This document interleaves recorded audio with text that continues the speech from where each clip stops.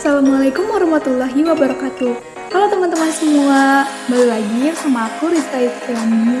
Di sini aku akan memaparkan materi yang terakhir yaitu materi ke-15 tentang implementasi kinerja dalam manajemen sumber daya manusia. Nah, untuk kalian yang penasaran, kalian tonton video aku sampai selesai ya. Mari kita langsung ke videonya.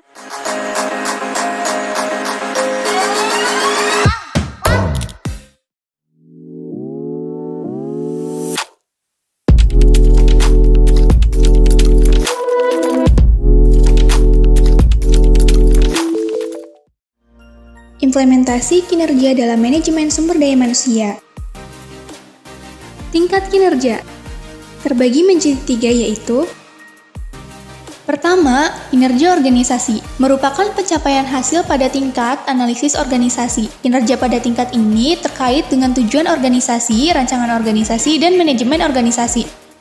Kedua, kinerja proses merupakan tahapan dalam menghasilkan produk atau pelayanan. Hal ini dipengaruhi oleh tujuan proses, rancangan proses, dan manajemen proses. Ketiga, kinerja individu atau pekerjaan. Menurut Roemler dan Brecht tahun 1995, pencapaian pada tingkat pegawai ini mempengaruhi tujuan pekerjaan, rancangan pekerjaan, dan manajemen pekerjaan serta karakteristik individu. Garis besar kategori arti kinerja.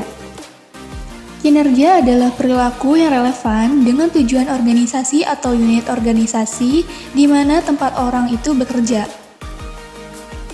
Menurut Bernardin tahun 2001, kinerja merupakan catatan hasil yang diproduksi atau dihasilkan atas fungsi atau aktivitas selama periode waktu tertentu.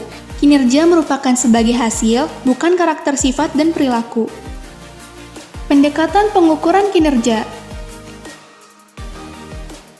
Pendekatan ukuran standar kinerja dalam melakukan pengukuran menurut De Vries dan kawan-kawan tahun 1981 meliputi pendekatan personality traits, pendekatan perilaku, dan pendekatan hasil. Aspek pengukuran kinerja meliputi produktivitas, kualitas, ketepatan waktu, putaran waktu, penggunaan sumber daya, dan biaya.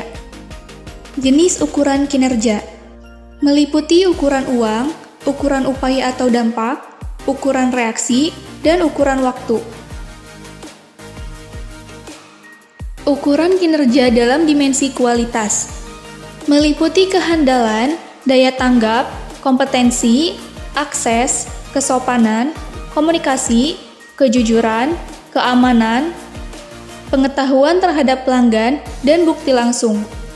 Perspektif atau aspek balance scorecard dalam mengembangkan pengukuran kerja meliputi pengukuran kerja dari aspek keuangan, pengukuran aspek pelanggan, aspek proses bisnis internal, dan aspek pertumbuhan dan pembelajaran.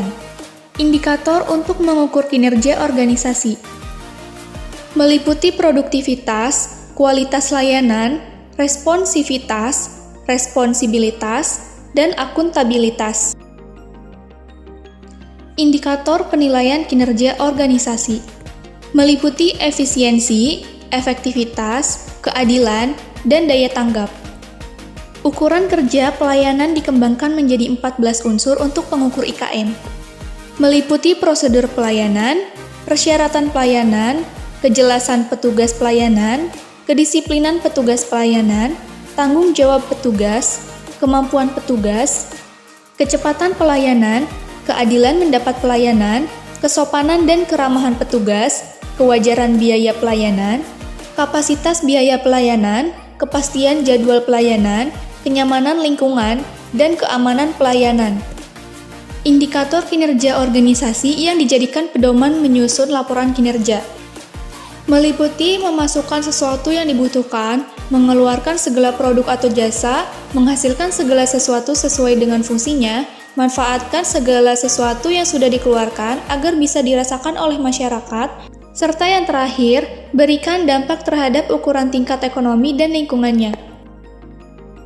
Kinerja dan problematika dalam manajemen pengetahuan. Konsep kinerja dalam organisasi. Kinerja merupakan hasil kerja yang dicapai oleh individu atau kelompok dalam suatu organisasi sesuai dengan tanggung jawabnya untuk mencapai tujuan secara legal. Maka dari itu, kinerja karyawan dan organisasi saling berkaitan dengan erat. Karena dengan tercapainya tujuan yang telah disusun oleh organisasi itu, tidak lepas dari kinerja sumber daya manusianya. Definisi kinerja.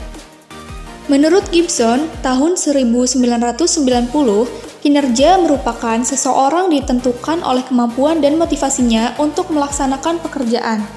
Sedangkan menurut Handoko, kinerja merupakan proses di mana organisasi mengevaluasi atau menilai prestasi kerja karyawannya. Lalu selanjutnya, menurut Stoner tahun 1978, kinerja merupakan fungsi dari motivasi, kecakapan, dan persepsi peranan. 6 unsur yang terdapat dalam kinerja. Hal ini meliputi yang pertama, hasil-hasil fungsi pekerjaan. 2. Faktor-faktor yang berpengaruh terhadap prestasi kerja pegawai. 3. Pencapaian tujuan organisasi. 4. Periode waktu tertentu. 5. Tidak melanggar hukum. Lalu yang keenam, sesuai dengan moral dan etika. Pekerjaan dan kinerja organisasi. Fungsi pekerjaan atau kegiatan yang terkait dengan kinerja organisasi atau perusahaan yaitu yang pertama strategi organisasi, kedua pemasaran, ketiga operasional, keempat sumber daya manusia, dan yang kelima keuangan.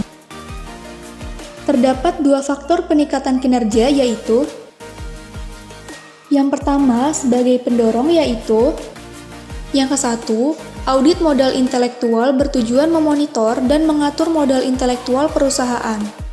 Yang kedua, audit modal intelektual memerlukan tim yang terdiri atas ahli strategi organisasi, keuangan, sumber daya manusia, analisis pengetahuan, properti intelektual, dan pemasaran.